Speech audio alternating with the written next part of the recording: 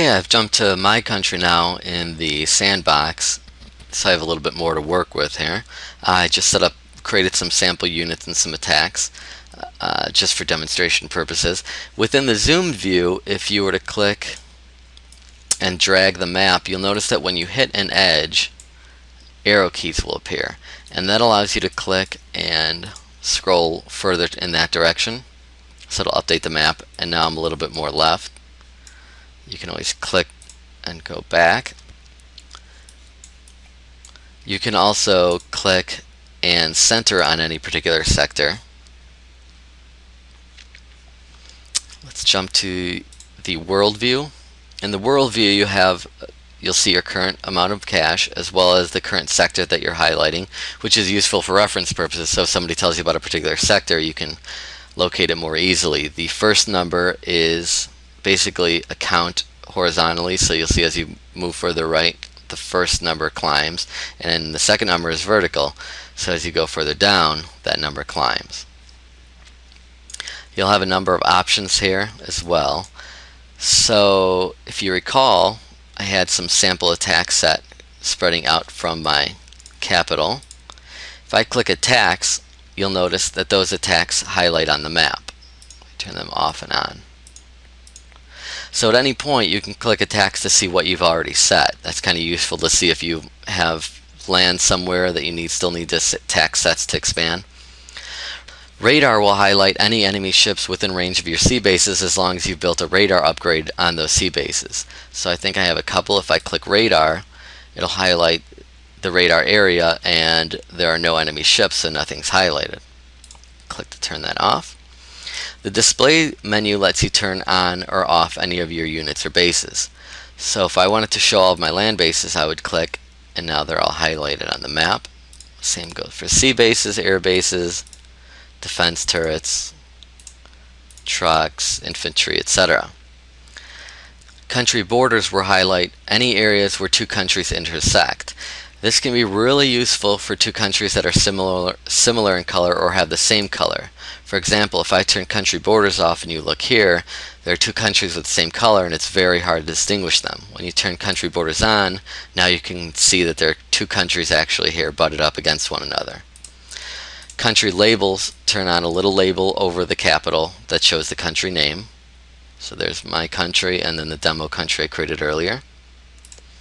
If you're a member of an alliance, you can turn the alliance pins on or off. Pins are basically little areas on the world that you can highlight as a reference.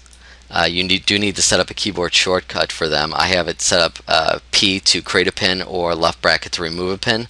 So for example, if I wanted to create a pin and mark this spot, I just hold the P key and click. Now I've marked it with a pin. And let's create another pin here. You can also click on your pin to set a label. I'll hold left bracket and delete my pin. So if you are a member of an alliance and some of your alliance mates have sent pins and comments, you can turn on those alliance pins. They would show up as yellow pins, and if you hover over them, you get to see the text they've entered in them. The tools has 4 options. The battle log shows any attacks that you've carried out on enemies or that enemies have carried out on you in the past 2 weeks. It'll always default to the night before, but you can use the drop down to select up to 2 weeks in the past. The overview will generate a graphic that basically summarizes the map. You have display options in here as well. If I have my units on, you can see all of my units are little white dots on the world. If you're a member of an alliance, alliance units would show up as little black dots. Alliances themselves would be highlighted using colored lines, and then you can also turn on a raw materials overlay.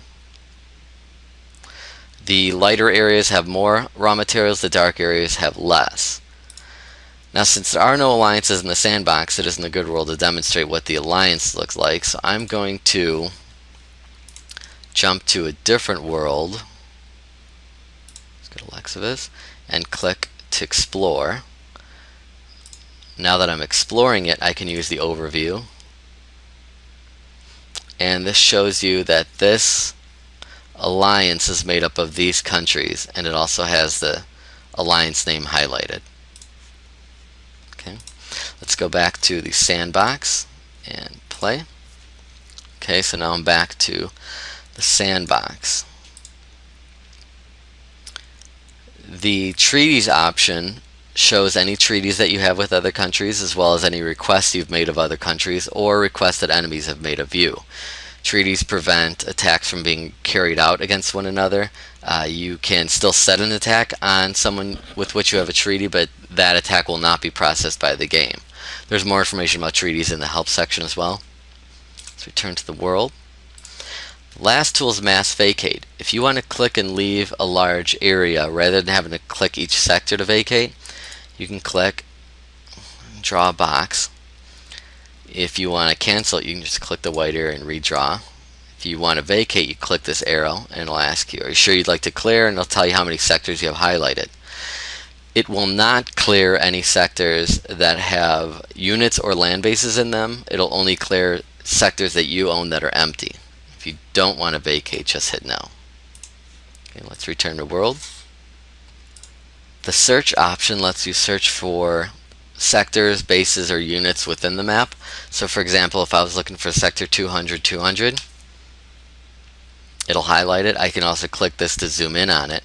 If I just wanted to do a search for 1, there's a land base 1 that matches, or 2, there's a sea base 2 that matches. So it's an easy way to find sectors or bases or units within the map.